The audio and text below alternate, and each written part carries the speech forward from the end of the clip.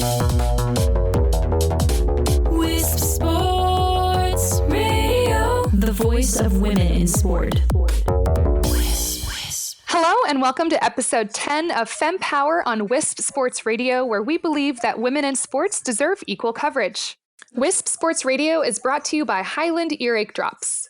Have you been diagnosed with an earache by a physician? For natural relief due to earache pain, fever, irritability, and sleeplessness, try Highland's homeopathic earache drops and tablets.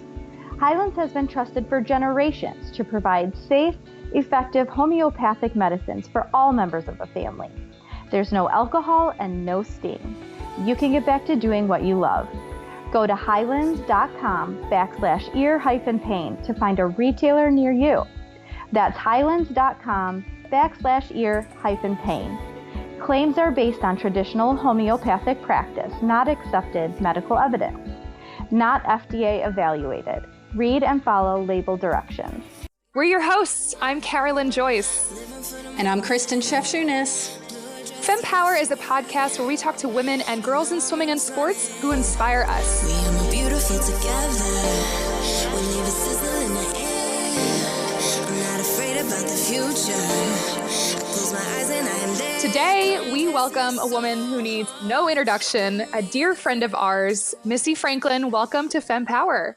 Thank you guys so much for having me. Also, Christy, that was the first time I've ever heard your last name pronounced, and I have been saying it so wrong. It took me like a year to get it. Shefchunas, and I still spell it wrong every time. I think I've literally been saying it like Prevenkus. Like I don't even know how I. Oh, well, now you know. See, it's fine. We've been talking on the phone every week for how long? And it took me this long. Oh my God. That's okay. Minor details. Exactly. Well, Missy, we're so excited to have you on our show. We have talked to many women in previous episodes. And I don't know about you, Christy, but I feel like her name comes up almost every single show. Like you inspire so many women around you. You have no idea. Yes. Like it's just you've always been like a topic, or your story comes up in some way, and so it's almost like you're our last episode of this season, and to have you on, it's everything's coming full circle. Oh, that means the world to me. You guys have had some unbelievable women on the podcast, let alone the two of you, who I can't thank you enough for creating content like this. I think it's so important, and there are so many incredible stories to be shared, and I'm honored I get to do that with you guys today. Thanks. Well, so I know that you're humble and you would never brag about yourself, so if you don't mind, I'm going to go through some highlights. I could go through all of them, but that would take the whole show. So I just picked my personal faves that I just want to inform the audience of, just to refresh everyone's memory about why you're such an incredible athlete. These are just, your sports accolades. So Missy, you and I met we started training together when you were 15 and you had braces. And that was in 2011. Thank you for reminding us all of that. Can't forget, yeah. And that year, and I remember I remember seeing the results online and being like, what?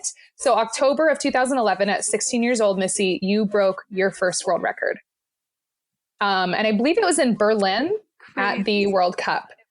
It was. Yes. So, yep. And it was probably one of the most unexpected swims of my whole life. I remember looking at the scoreboard and seriously thinking that they had a malfunction with their electricity, and something had you're like, somebody touched the touchpad too early. This is wrong. Exactly. I was like, something's happening. Well deserved. So your first world record, and you weren't rested for that. I remember when you and Todd left for that meet, and seeing the world record, and it's not like you hadn't been on the radar, you had an incredible world championships that summer. And it was just that momentum that you kept and you pushed, you rolled through to the fall where you broke your first world record. So I love that swim. Another accolade that I am so proud of is that you're the first female to ever qualify for 7 events at the Olympics. Christy and I were just talking about this, and it's okay, what if you do like accidentally qualify for 7 events? Would you be like, yo, that's like a pretty like big schedule. Can we like dial it back a little bit? Like, did you ever have a thought like maybe I should like scratch or what?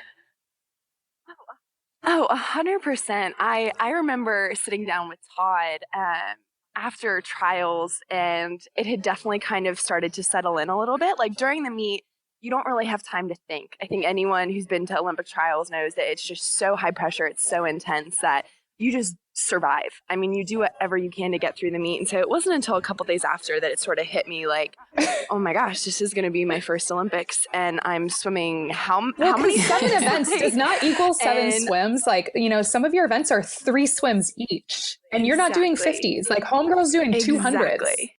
Oh my gosh, absolutely. It was still, you know, I think about it and it's a blur. Like, I mean, trials, the Olympics, everything, it just goes by so fast. There's so many emotions. But I think at trials itself, I was just so in the moment that I didn't really realize what was happening. And once I kind of had time to sit down in between, I got a little intimidated by it. And I realized it was going to be my first Olympic Games. I was going to be swimming 7 events. And like you said, it's not just swimming 7 times, you know, for 4 of those or 4 of those, I was going to be swimming 3 times each, hopefully, and then relays. So I knew there was going to be a lot on my plate going into it. And I sat down with my coach, Todd, and he was amazing. He had a moment with me where he reminded me that this is exactly what we had been working for. And I really had to remind myself that I was prepared. And just because it was my first time didn't mean that I was any less ready to go out there and accomplish my dreams than anyone else was.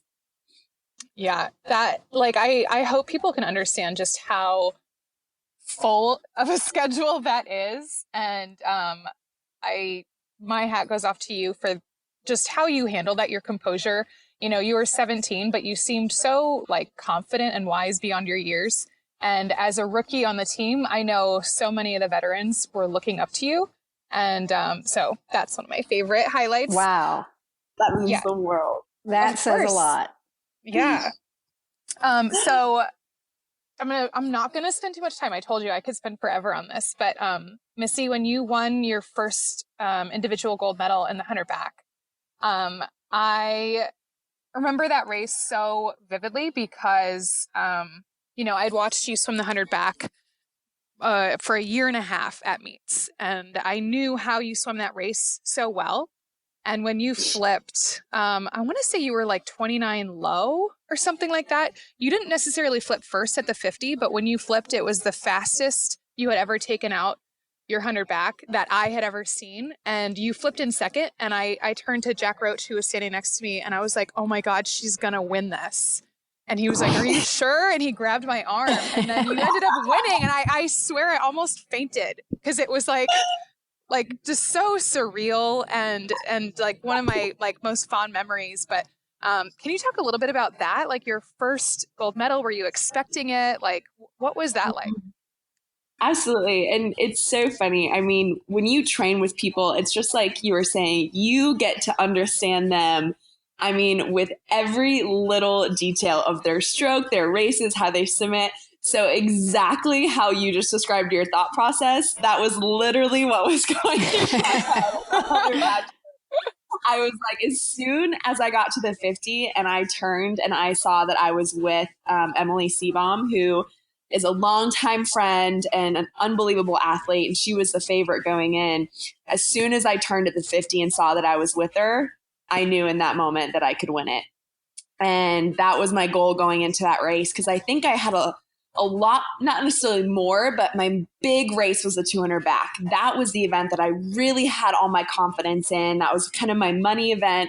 100 backstroke had gotten better, and it was still something that, you know, I really wanted to do well in, but may not have been expecting a gold medal. It was not a given. Yeah. Yeah, exactly. So I went out there, and that's exactly what I told myself. I was like, I know I can bring it home. I know that. And, you know, the depths of my soul, I know I can have the best last 15 meters, but I have to take it out with the rest of the field. So I was like, if I flip and I'm with everyone, I know that I'm putting myself in the position I need to be to get my hand on the wall first. Oh, absolutely. So not to like skim over it too quickly, but you know, later on in that meet, and I always like, people are like, well, what do you think the hardest event in swimming is? And I'm like, 200 back, hands down, no question. Like, no competition. I don't think it's the 200 fly. I don't think it's the 400 IM. I think it's the 200 back. And so for you to swim that 200 back, you know, to be looking forward to it all week after having swum a gajillion times, like this is on what, day 7 of the Olympics that you have like the hardest event in your lineup. And you went a 2:04.1, like you shattered the world record. And I think to this day, it's one of the most impressive women's world records on the books. Thank you. Oh my gosh, that whole race. Like, were you like, I'm gunning? Were you like, I think I can go 2:04? Like, how is that like for you? You know, I was thinking so much less about a specific time. I knew that breaking a world record would be incredible. And ultimately, like, that was like the dream of all dreams at the end of the day. But I truly just wanted to get out there and see what I could do. Like, that's my favorite thing about swimming, is it gives you the opportunity to do more than your best. Like, you go out there and you find that you're capable of doing things that you didn't even know you were capable of doing. And that 200 back was a moment like that for me, where I had confidence going in, and instead of putting any kind of expectation on myself in terms of a place or a time, I just wanted to go. I just wanted to swim and swim the best 200 back of my life. And whatever you that like ended. You were having fun. That doesn't always happen. I was. I tell people all the time. So when they're at international competition, they have cameras that are on fly wires above the pool. And when you're doing backstroke, they get kind of close. Like, you can vividly see the camera that is following you. And obviously when you're doing backstroke, you're on your back. So I'm looking up into the lens of the camera, and the whole time I'm thinking, like, don't make a funny face. Don't make a funny face. Like, stay focused. Like, be serious. Oh my gosh. I love that. That's awesome. Okay, I swear I only have 2 more. Only 2 more. Okay. Next is my favorite short course race. And Missy, I don't know if you know this. I've cried so many times watching you swim. I get like so emotional. Yeah. Yeah. No big deal. But when you broke 140 in the 200 free at NCAAs. Oh, yeah. If you don't mind, that was one of also the craziest races, and also one of the most impressive records on the books, because you didn't just break 140, you went 139.1. Like, you almost went 138. And you were up against Simone. Like, you had tough competition. That was a race that everybody was looking forward to for the whole meet. And I really like, in one of your post interviews, you talked about your conversation with Terry, your coach at the time at Cal, before that swim. Can you talk a little bit about your mindset going into, you know, one of your last individual NCAA races of all time? Absolutely. So that's actually one of the races I'm most proud of, because of the way I handled all the pressure that was around that race. And that sounds kind of funny. Pressure and attention. Yeah. And it sounds funny if, you know, you look at, okay, yeah, it's not a race at the Olympics. It's not a race at World Championships. But I think as wonderful as competition can be, when media and fan bases and people get involved in specifically pitting 2 swimmers against each other to swim a race, it can be really tough. It was tough for me. I'll speak for myself. Simone is an unbelievable racer. And throughout that whole process of us racing in season at Pac-12s, going into NC2As, the race became so much more about Simone versus Missy rather than just Simone being her best self and Missy being her best self. And right. So I was really proud of how I was honestly able to tune that out. That was one of my first times where I really was kind of had this battle, as they really set it up to be. And I was able to just focus on what I needed to do. And that's exactly how I went into that race, was I'm going to swim my own race. Similar to what you were saying about knowing how I swim my 100 back, I knew how Simone swam a 200 freestyle. I knew that I was probably going to be out faster and she was going to come home with an unbelievable 100, and I was going to have to hold on for dear life. Like, I knew that. But I still wanted to make sure that I was going out there and not changing anything about my race or the way I wanted to swim it based on how I thought Simone was going to. Yes. And it was so evident that you were like, this is my race. I'm going to swim it. Like it seemed like you took control as soon as you dove in. And I love that. Not just that you went, 139, but I just love how you had so much confidence and like command over that race. And it was like nothing else mattered. It was, I think those are the best swims. I think a lot of swimmers would agree that the best swims are the ones that you really feel in control of, because a lot of times we don't, right? There's races, there's practices where we feel like we aren't in control. So, and I'm so grateful for Simone, because I can promise you right now, there's no way I would have gone a 139 if she had not been in that lane next to me. So, and in our own way, I think we were able to really benefit from being able to race each other and make each other better. Oh, for sure. Okay, last one. I promise. My last, not my last, but on my list of most memorable moments for you and swims. This I think is too much less fanfare, but your finals at the 2016 Olympic trials in the 200 free, Missy, I don't think I've ever seen you fight so hard. And like, I got tears in my eyes during that race, and you didn't win. You didn't go a best time. You didn't break any records. Like, you got second to Allison Schmidt, but I have never seen you fight so hard. And, it's not a secret that meet didn't go how, people anticipated or how you had planned, but I don't know where you pulled your whatever you had in you. I don't know where that came from, but it came from a special place. Can you talk a little bit about that, like going into that swim and just like being like, you know what, world, like I am taking this. I want it and I'm taking it. Absolutely. You're saying it. It's no secret that the trials was so tough for me in 2016. And I think, it was probably actually 2 days prior to the 200 free. That was my hardest day in my swimming career, when it was my 100 backstroke prelims and semifinals. And I had spent the last 12 months convincing myself, or so I had thought, that I was going to be ready when I needed to be ready. That I know, my meets throughout the year, I wasn't going the times I wanted to be going to, but it was okay. Like, keep training. You're training the best you ever have. And when trials rolls around, you're going to be ready. And I remember diving in and swimming my prelims 100 backstroke. And the second I took my first stroke, it was like I knew that everything I had hoped would be there wasn't there.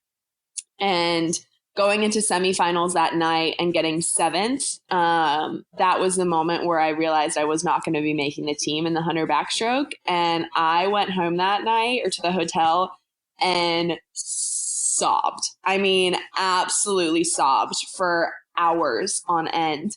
And got up the next day, same thing, got seventh, didn't qualify, but I think was less emotional having gotten it all out the night before. And I remember walking in for the 200 freestyle, and that's exactly what I was thinking, is this is going to be a fight. Like, this is going to be the most fight you have ever shown and are ever going to have to somehow pull from, from your heart, from everything you've been doing. And that race, I just remember coming home and burying my head, and I don't even think I was thinking about anything. I was literally just trying to move my arms and legs as fast as I possibly could. And I still to this day don't know how I got second. I don't know how that happened. I don't know where it came from. But again, swimming, has that ability to allow you to be more than what you think you are, and more than what you're capable of doing. And that was for sure one of those moments for me. Oh yeah, absolutely. I have like full body chills just listening to you talk about it and reflect on that time. So you're the first person that we've gone like so deep into the highlights, but honestly, like I could do this all day with you. But those are like just a couple highlights. If you don't know, Missy's best races or how she felt going into them, that's it. And now, wait for one moment. With you talking about how emotional you get with my races, can we discuss no. my reaction when you made the team in the 50 free? Like, I thought I was going to pass out. I was in the stands with your parents, with my parents. We were all sobbing. I mean, oh my God. Like, what? That's the best moment. Yeah. I think when you train next to somebody for so long and, you know, you and I were we were training partners, we were friends, we were emotionally invested and like wanted the best for each other. And it's almost like you feel more for that person than you even feel for yourself in those good moments, you know? So like 100%. watching you like win that gold medal, like I almost fainted, you know, I've never almost fainted after one of my races, maybe a bad one, but like, you know. Well, and I think that's something that a lot of people don't really, you know, it's hard for them to really imagine why these meets are so emotional for us. But that's a huge reason is at trials, it's not just you making or not making the team. You're also watching your best friends either make or not make the team. And that is equally, or like you said, more so as devastating or as exciting. So, I mean, the emotions you were feeling are just amplified in each and every direction. And luckily for us, those were some good ones. They were good ones. Well, Missy, now you are at the University of Georgia and you're training with, go Dogs all the way. You're training with Jack Bowerly, my former coach, my former program, my pool. Like I couldn't be happier for, you know, where you're at and where you're headed over the next 2 years leading into Tokyo. And how is everything going at Georgia? How's Jack? Like, what's the vibe? Like, tell me about that. It's amazing. I have been absolutely loving every second since I've been here. I moved here in January, so it's been a little over 7 months. It was a very, very quick transition. I got here, I started training, I started school. I mean, everything was just kind of, I was thrown head first, and it's been wonderful. I think this is really the place where I need to be to do what I want to do for the next 2 years. And it's training like I have never done before in my whole life. Christy heard me about it more than once about how I literally feel like I've been in training camp for 7 months. But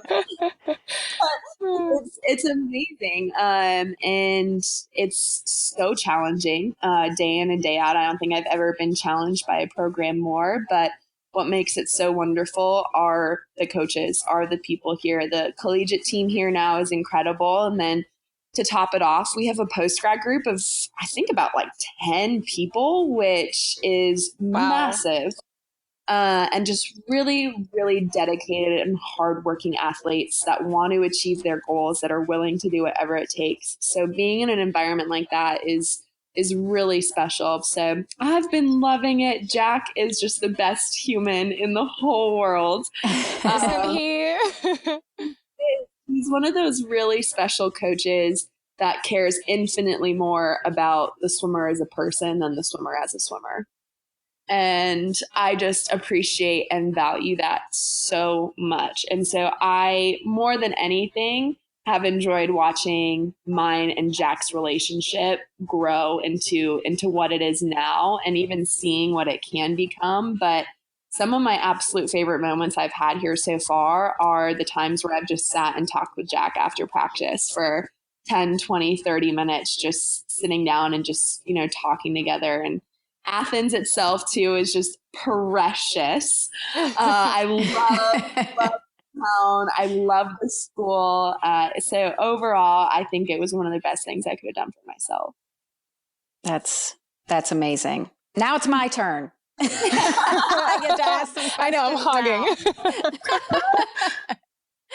Well, you know, I want to go the confidence route here. But before that, you did make this huge decision, you know, to leave Cal and go to Georgia. And I'm sure a lot of people are kind of wondering how you did that, because those kinds of decisions, those kinds of life-changing decisions are so hard. because they're so scary and there's so much unknown to them. And Kara and I were talking about it the other day. I think that's what keeps so many people stuck where they are, because of the fear of the unknown in making these big decisions. So kind of talk us through how you found the courage to make that change. Absolutely. So I think for me, my greatest challenge in making a move like this and in making big life decisions is less about fear of the unknown and more so about who this decision is going to impact other than myself. And so coming up on this decision, it took a lot. It took a lot of thought, a lot of time. And I've had to make some decisions like this in the past, and they've been very, very difficult for me, because I can promise you that every big change, every big decision that you're going to make in your life that is the best thing for you, chances are it may not be the best thing for everyone else in your life. Whether it is a move and you have to move away from a loved one, from a best friend, whether it's leaving a job and, you know, having those relationships with your fellow employees being hurt. I mean, there's a lot of different ways that people can take a decision like this. And so my biggest fear is that my intentions were going to be construed in some way, and that all the people I love and care about would somehow be hurt by my decisions. And so I worked with a therapist back out in California who was amazing. And my whole time, through the past several years, has taught me that the best thing that we can do is what's best for us. We have to make the decisions that are best for us, because that's what's going to help us be who we were meant to be, the best versions of ourselves. And if we are the best versions of ourselves, everyone around us is going to benefit from that, no matter what. If we're keeping ourselves in a situation that's holding us back, that's making us unhappy, that's not benefiting the people who are around you, and it's not benefiting yourself. And the people who understand that and who truly love you and want what's best for you, they will stay by your side always. And so I really had to believe in that in making this decision. And thankfully, I was surrounded by people who did really want what was best for me and gave me the best wishes and so much support in my decision to come to Georgia. Preach it, sister. I know. Amen. Can I get an amen? I'm going to take, I want to take that little tidbit of recording and just send it out to the world. So everybody hears what you just said. That's amazing. So let's go into this confidence piece. I mean, you know me well enough that, I don't sugarcoat, and we know you don't sugarcoat anymore either. And, obviously we know those, you had a couple years that just did not go well. But before that, everything did go well. And, as we, rainbows, you name it. Exactly. Exactly. So when everything's going well, there's not a whole lot to be afraid of. As I say, the 8-year-old kid that gets up on the block and every time they swim, they go a best time. What's there to be afraid of? But the first time they don't go a best time, then the next time they get up, they have a new question for themselves. And it is, what if that happens again? And fear really enters the equation. Yeah. Obviously, you were a lot older than that, and everything kind of went well up until, into your 20s or, late teens. So a new question has been brought into your life. A new fear has been brought into your life by these disappointments. Then we add on some surgeries, and then we add on a huge life transition. So let's pack it on. Yeah. What else can we throw in there? That's a lot. So I want to talk to the people listening, talk to them about how you're handling this new fear. Talk to them about how you, how's your confidence, what you've learned about confidence, through this. Just kind of give them a clue into your mind about your confidence. Absolutely. So I'm just going to start off by saying, I, by all means, have not conquered that fear. I'm not going to sit here and be like, yeah, I had it and it was tough, but now I'm great and I'm super confident again. Like, 100% honesty. I think about that every time I get into the pool. I think about the fact that one of the truths that I based my life on, I mean, did everything with this value of hard work will always pay off. I mean, that was what I grew up on. And that was what my career proved to me. You know, coming up, that's what it showed. I work hard every day. I make sacrifices. I do my absolute best, and I'm going to achieve my goals. And then all of a sudden, I'm thrown in this ringer of here I am. I've worked harder than I've ever worked before. I've made more sacrifices than I've ever had to make. And it's paid off less than it ever has. And that rocked my world. I mean, really, really shattered me. And I was left with wondering, you know, what I truly believed in, like the kind of person I was, whether or not I could ever even believe in that again. And it's still something, you know, on tough days when practice is really, really hard, I have that little voice creeping in my head saying, is this going to be worth it?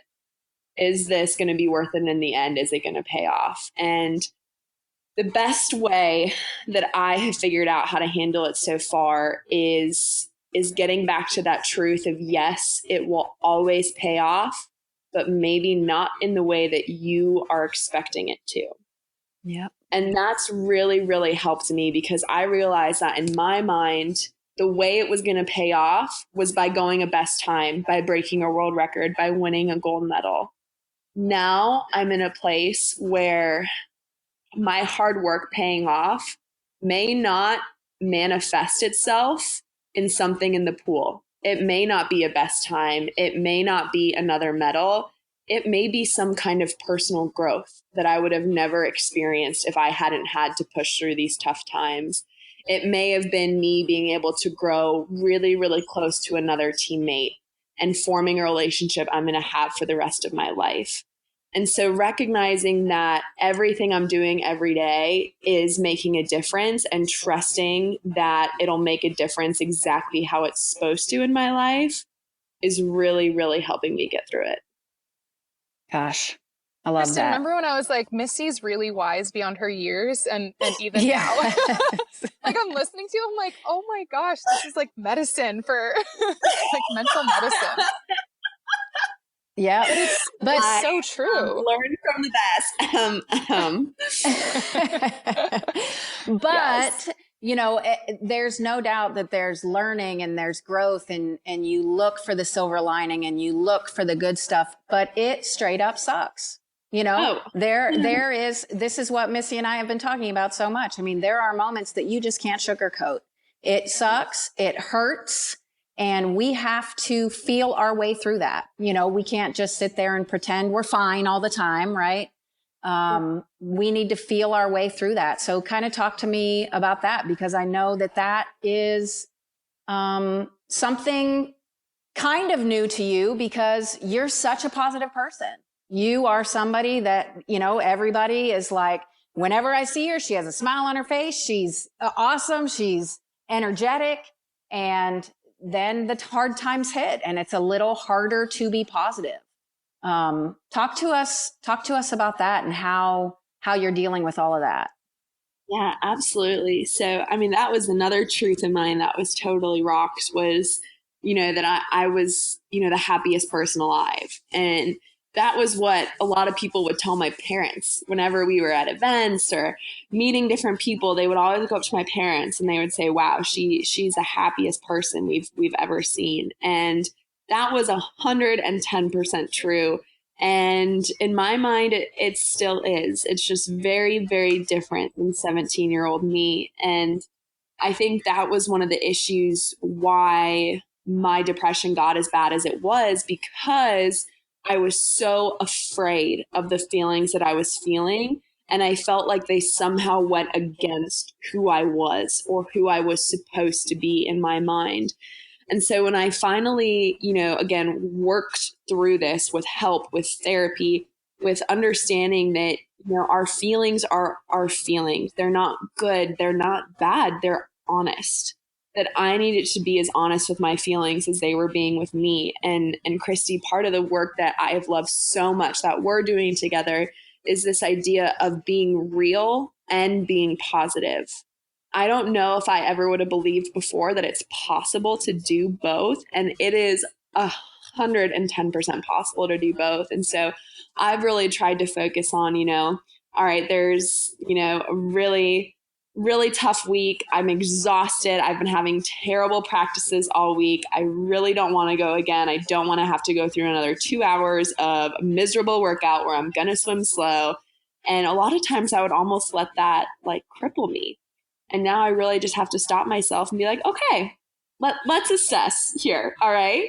You don't want to go to practice. Makes perfect sense. You've been swimming horrible all week. Who would want to go? Who would want to go to practice? But what do you want?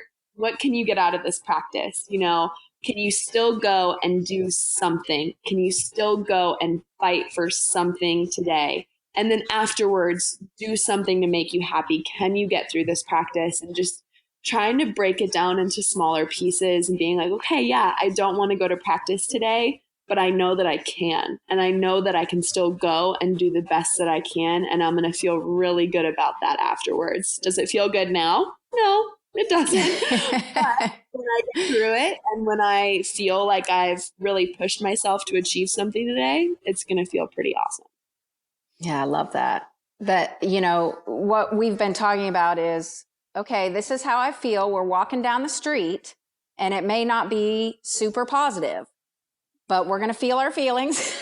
We're going to, but at some point we need to turn the corner into something positive. So I always envision a street and then turning the corner into something positive. And you've just been brilliant at that and embraced it. And it's just been so amazing to see. And what's cool is you're teaching other people that too, because I remember you saying one of, a friend of yours was texting you. Yeah. It has helped me so much. And we've talked about this too, but I can't even tell you how annoyed I get when people just say, oh, just think positive. You'll be fine. Oh, why did I think of that? Thank you so much for that life-changing piece of advice. I personally feel like if we just try to think positive and suppress how we're actually feeling and fake ourselves into feeling, positive or something we're not, those feelings are just going to get stronger and they're going to manifest in ways that we don't want them to. And I really think that's what happened with me in 2016 is I think, yeah, I could tell myself as many times as I wanted to, yeah, you're going to be ready when you need to be ready. You're going to have the best Olympic Games of your life. Yeah, just don't worry. You're going to be ready. Or really deep down, I did not believe that. Right. But because I was thinking it, all the time, day in and day out, I was able to kind of trick myself into thinking that that's how I really felt when it wasn't.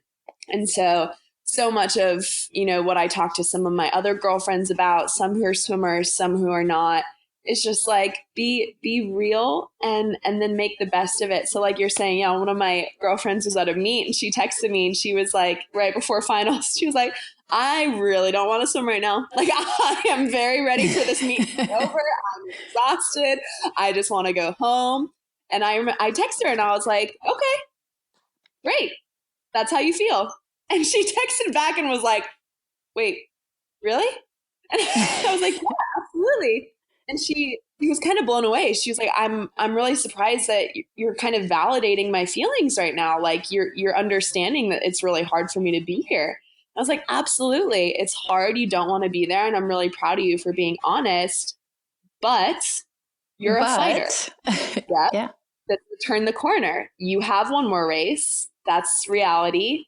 And knowing who you are and what you're capable of, you're going to go out there and you're going to leave it all in the pool like you always do. You're going to leave with nothing left and you're going to be proud of the effort that you gave tonight finishing up this meet. And I think that for her, I remember just meant a lot in being able to validate and recognize that her feelings weren't bad because she wasn't so excited to swim this race when she was exhausted and tired. They were real. But with those real feelings then comes, okay, now what am I going to do about it? How am I going to make this situation, into that something positive? How am I going to make myself better through this? Absolutely. I could talk about this all day. And I feel like I need to say this too, because we as women, when we get a just think positive, we try to, right? And then we can't. And then we wonder what's wrong with me that I can't be positive. And we start beating ourselves up. Yeah. Yes. So like I said, I could go all day, but Kara actually has some questions from some people that heard you were going to be on the podcast. And I think she has 3 of them. I do. Yes. Perfect. Also, but can I just say that I am taking like personal notes for myself and just because it's like therapy for me. And Missy, just like hearing you say that it's okay, like what you're feeling is validated because you're feeling it. And it's okay to have those feelings and you don't have to feel guilty about them. Like that's really powerful. And I think that's something that a lot of women, like when we feel things that we don't think we should, or that we think are wrong, like maybe we're feeling negative about a situation or we're dreading something, and it is okay to feel that way. And you don't have to double down on yourself and then feel guilty for feeling that way. I think that's really powerful. So thank you for that. All right. So questions from the audience. We had people email, we had some DMs, we had a lot of different people reach out, and we selected just a, quick fire 3 questions for you, Miss. First, what was your inspiration to start swimming? So, actually, it's one of the reasons why I am a USA Swimming Foundation ambassador. But so my mom, both my parents are Canadian. If anyone did not know that, I have dual citizenship. And my mom grew up in Nova Scotia, and the only water she could swim in was a little too cold for her taste.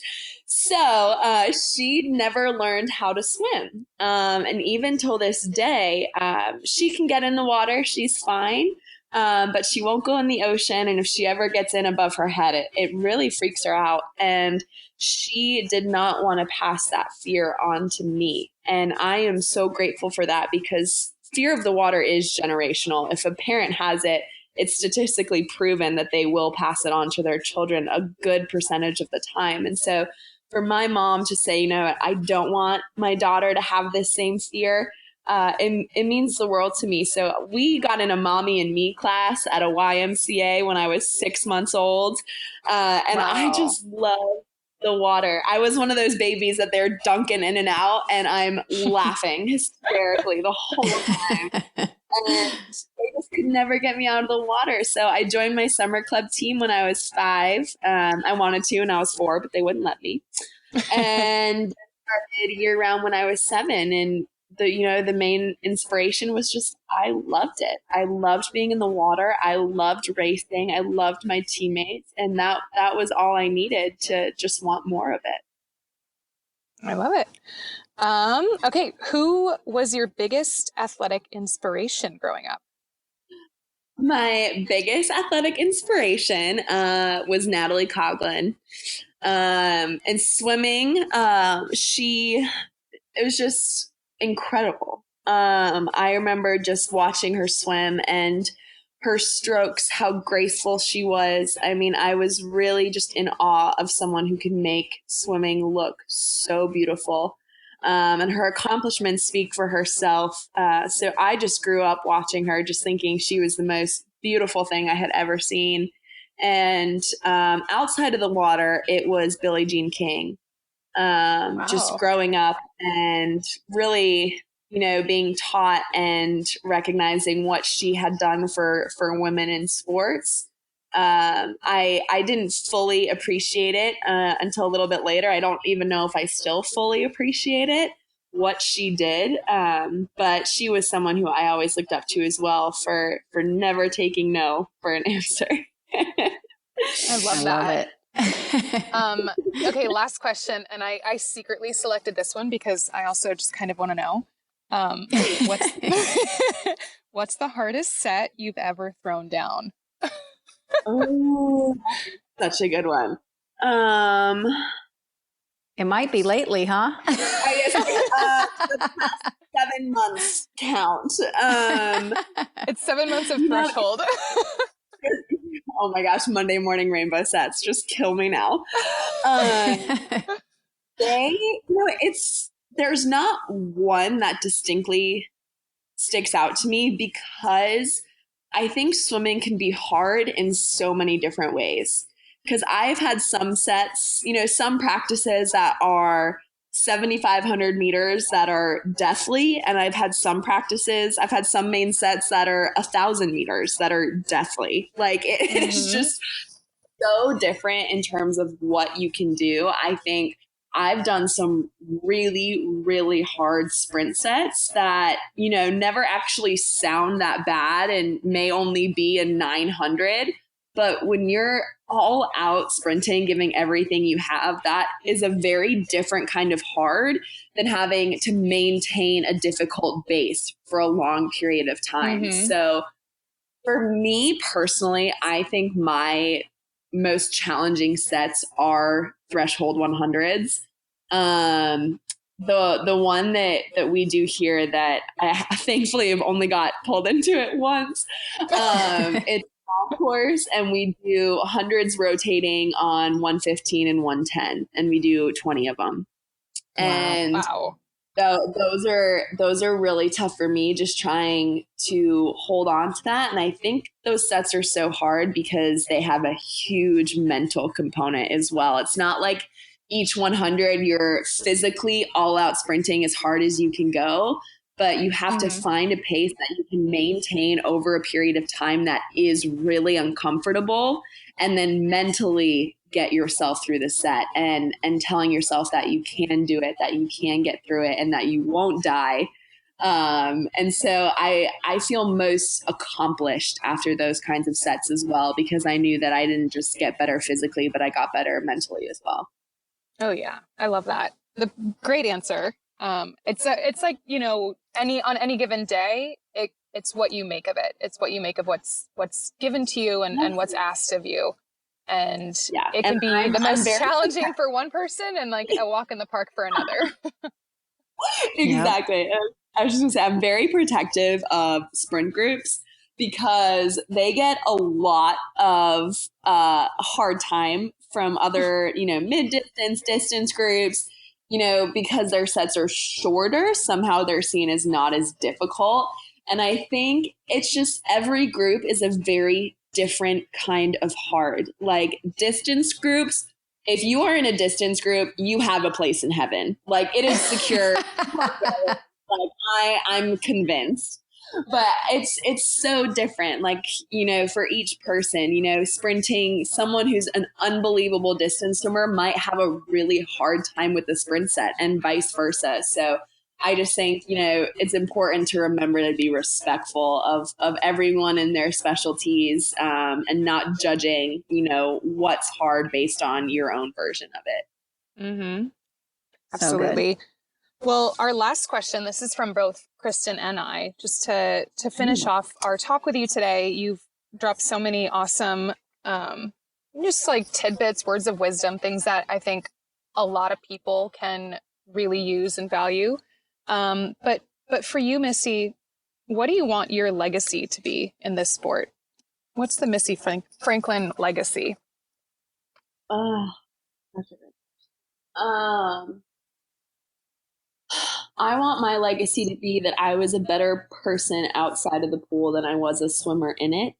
I think, to me, that has always been the most important thing, but especially over the past several years, I've realized just how important that is. Swimming is my first love. It has given me the ability to have a platform to reach people, to inspire, to talk about what I think is important. And I am so grateful for that. But at the end of the day, records are going to fall. My name will eventually be nowhere on any board, on any world record. And the times that I'm going now are going to seem slow. And probably with the way swimming is going in like 5-10 years, we'll be like, oh, a 204. Like, oh my gosh, yeah, we're going 159s now. But I think the one thing that people will always remember is how you make them feel. That's something that never goes away and is never forgotten. So my legacy is just to make each person feel as special as they are, and to make them feel loved and appreciated and important. And I'm really grateful for swimming for giving me the ability to do that with a lot more people than I would have without it. I think Christen can agree that you probably do that better than anybody that we know. You are such a light to be around. You're so giving, and I think you're living your legacy. So that's amazing. Absolutely. Absolutely.